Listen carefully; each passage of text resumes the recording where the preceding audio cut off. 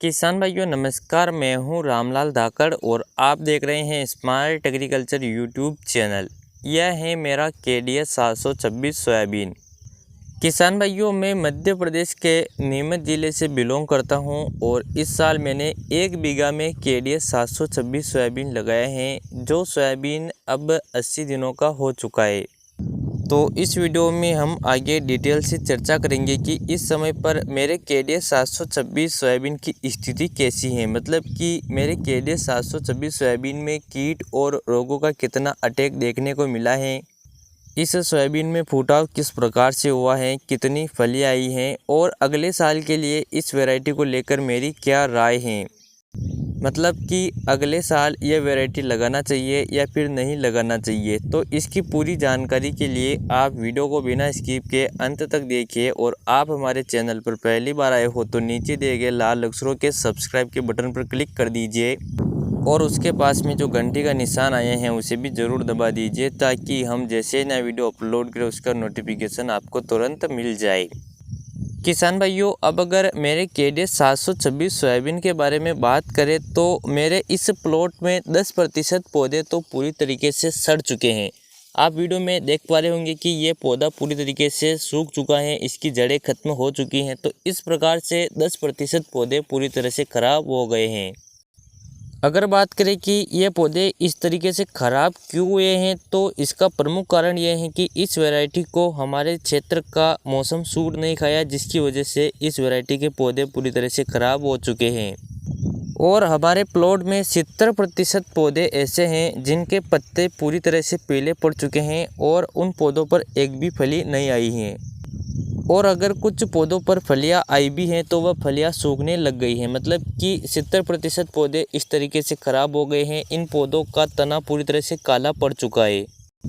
और किसान भाइयों, इस वैरायटी की हाइट काफ़ी ज़्यादा होती है, जिसकी वजह से इस सोयाबीन के पौधे नीचे गिरने की भी समस्या आती हैं और हमारे इस प्लॉट में कई पौधे नीचे भी गिर गए हैं।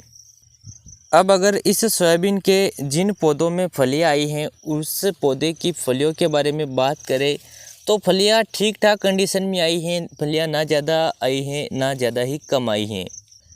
मतलब कि इस सोयाबीन में आपको एवरेज फलियां देखने को मिल जाएगी। लेकिन समस्या ये आ रही है कि जिन पौधों पर फलियां आ चुकी हैं वह पौधे भी पूरी तरह से सूखना स्टार्ट हो चुके हैं। किसान भाइयों, इस सोयाबीन की अधिकतर फलियों में 3 दाने बन रहे हैं और कुछ फलियों में 2 दाने भी बन रहे हैं।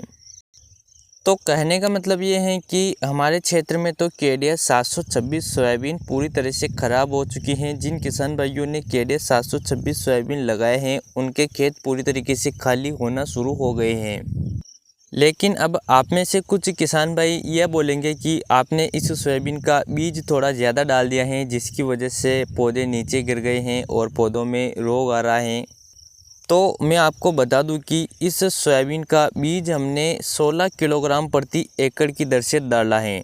मतलब कि हमने 1 बीघा में 8 किलोग्राम बीज डाला है।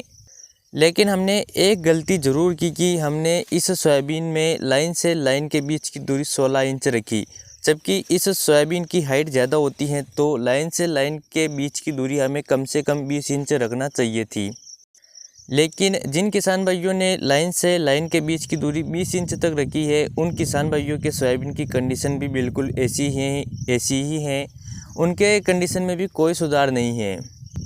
तो अब अगर अंत में बात करें कि हमें अगले साल इस वैरायटी को लगाना चाहिए या फिर नहीं लगाना चाहिए, तो अगर आप मध्य प्रदेश से बिलोंग करते हैं तो आप इस वैरायटी को भूल कर भी ना लगाएं, क्योंकि यह वैरायटी हमारे मध्य प्रदेश के लिए अनुशंसित नहीं है और हमारे मध्य प्रदेश में यह वैरायटी सक्सेसफुल नहीं हो पाएगी। हमारे मध्य प्रदेश में इस वैरायटी का उत्पादन 1 क्विंटल प्रति एकड़ भी बहुत मुश्किल से निकलेगा। तो किसान भाइयों, यह हमने KDS 726 सोयाबीन के बारे में बात की है। इस सोयाबीन को लेकर आपकी क्या राय है? क्या आपने भी इस साल KDS 726 सोयाबीन लगाई है? अगर लगाई हैं तो इस समय पर आपके सोयाबीन की कंडीशन कैसी है? कमेंट करके अवश्य बताइए। धन्यवाद।